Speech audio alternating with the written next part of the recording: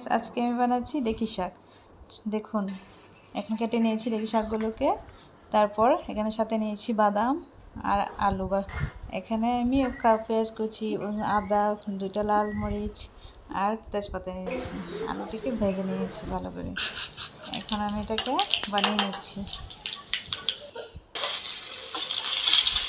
আদাগুলি দিয়ে ভালো করে ভেজে নিই এবং পেঁয়াজ কুচি দিয়ে নিচ্ছি।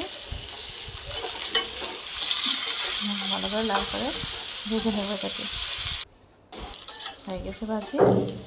এখন এটার মধ্যে আমি এই ঢেঁকি শাকগুলো কেটে রেখেছিলাম এগুলো দিয়ে দেবো।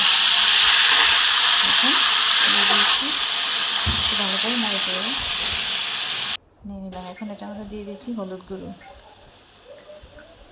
দিয়ে দিয়েছি লবণ। এখন এটাকে ভালো করে একটু নাড়াচাড়া করবো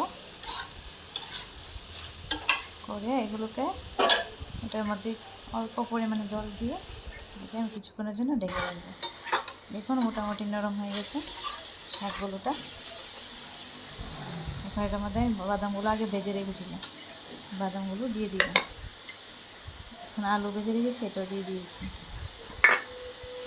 ভালো করে মিক্স করে নেবো এটাকে। তারপরে এটার মধ্যে আমি ঘি দিয়ে দিচ্ছি। নামানোর আগে ঘি দিয়ে দেবেন, খুব ভালো লাগে। এই সেন্টটাই আলাদা মজা আসে। দেখুন হয়ে গেছে আমার ঢেঁকি শাক। আপনারা এভাবে বানিয়ে খাবেন। Thank you.